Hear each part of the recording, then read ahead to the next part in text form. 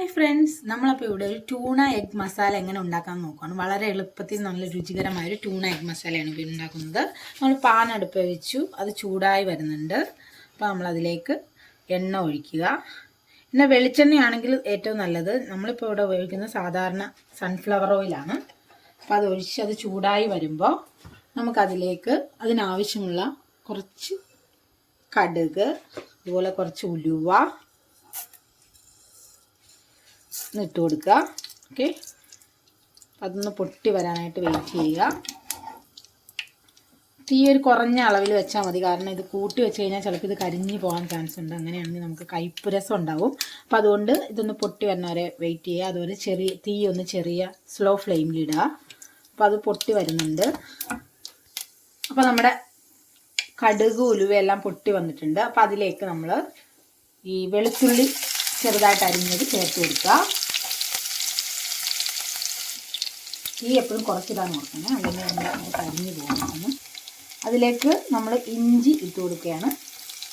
ഇഞ്ചിയും ചെറുതായി അരിഞ്ഞത് അതിലേക്ക് ഇട്ട് കൊടുക്കുന്നു. ചെറുതായിട്ടൊന്ന് ഇളക്കി കൊടുക്കുന്നു. ആ പാൻ ഇളക്കി കൊടുക്കുന്നു. അതൊന്ന് ചെറുതായിട്ടൊന്ന് വഴന്ന് വരണം. അതിലേക്ക് നമ്മൾ കുറച്ച് കറിവേപ്പിലയും കൂടി. കറിവേപ്പില എല്ലാവർക്കും ഉള്ളതനുസരിച്ച് വീട്ടിലുണ്ടെങ്കിൽ ചേർക്കുക, ഇല്ലെങ്കിൽ ചേർത്തില്ലെങ്കിലും കുഴപ്പമില്ല. നമുക്കിപ്പോൾ ഇവിടെ ഉള്ളത് കൊണ്ട് നമ്മളത് ചേർത്തിട്ടുണ്ട്.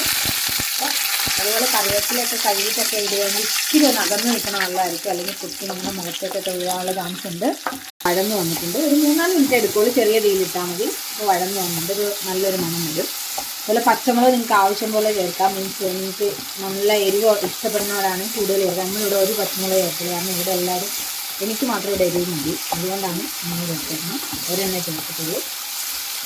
ഇവിടെ നമ്മൾ 2 ടിന്നാണ് ഈ ട്യൂണ എടുക്കാൻ പോകുന്നത്.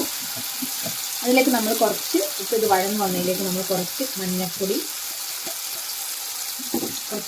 ചേർക്കുന്നുണ്ട്. അപ്പോൾ നമ്മളിതിനകത്തേക്ക് കുറച്ച് മഞ്ഞൾപ്പൊടി ഇട്ടിട്ടുണ്ട്. അതിലേക്ക് കുറച്ച് കുരുമുളക് പൊടി, ഒരുപാട് വേണ്ട. കുരുമുളക് പൊടി ടേസ്റ്റ് ഇഷ്ടമില്ലാത്തത് ചേർക്കേണ്ട.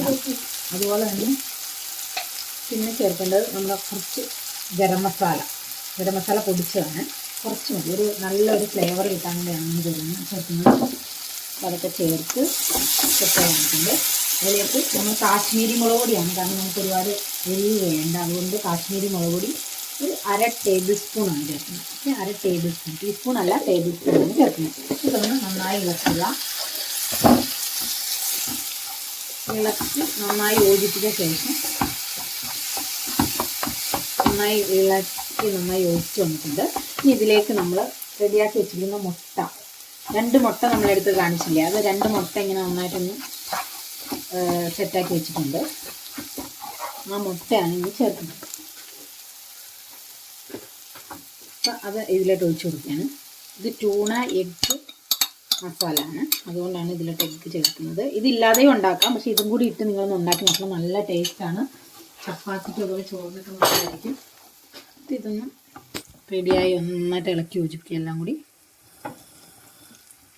നമ്മളിപ്പോൾ ജോലിക്കൊക്കെ പോയിട്ട് വന്ന് നമുക്ക് സമയമില്ലെങ്കിൽ എളുപ്പത്തിൽ ഉണ്ടാക്കാൻ പറ്റുന്നൊരു വിഭവമാണിത്. ഞങ്ങളൊക്കെ ഡ്യൂട്ടിക്ക് പോയിട്ട് വന്ന് സമയമില്ലാതെ പലപ്പോഴും ഇതിലൊക്കെയാണ് ആശ്രയിച്ചിരിക്കുന്നത്. ഇങ്ങനെ എന്തെങ്കിലും ഒരു കറി ഉണ്ടെങ്കിൽ നമുക്ക് ഇങ്ങനെ ഇതിലേക്ക് മുന്നോട്ട് പോകാം. നല്ല ടേസ്റ്റുമാണ്. ഇത് നന്നായിട്ട് ചിക്കി എടുത്തിട്ടുണ്ട് ഇതിനകത്ത്. ഇനി ഇതിലേക്ക്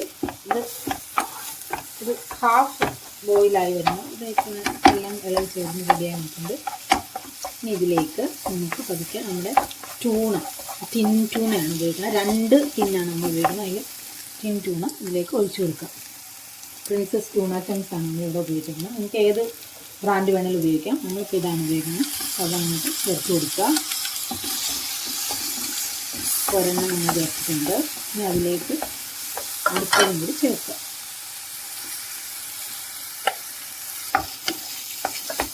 അപ്പോൾ നമ്മൾ 2 ടിന്നുള്ള ആ ട്യൂണയും ചേർത്ത് കൊടുത്തിട്ടുണ്ട്. അപ്പോൾ മുട്ടയും ട്യൂണയും എല്ലാം കൂടി നന്നായിട്ട് കിടന്ന് സെറ്റായി വന്നിട്ടുണ്ട്.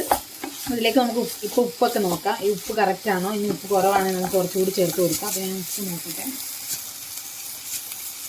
ഇപ്പോൾ ഏകദേശം കറക്റ്റാണ്. പൊടിക്ക് കുറവുണ്ട്, അത് ഇട്ട് കൊടുത്തിട്ടുണ്ട്. അത് ഇട്ട് കൊടുത്തു. ഇനിയിപ്പോൾ ഇത് കുറച്ച് നേരം ഒന്ന് അടച്ച് വെച്ച് ഒരു 3 മിനിറ്റൊക്കെ മതി. ഒന്ന് അടച്ച് വെച്ച് ചെറു തീയിൽ വെച്ച് സെറ്റാക്കി ഇടുക. അടിപൊളി ഡിഷാണ്, നിങ്ങളൊന്ന് ഉണ്ടാക്കി നോക്കണം.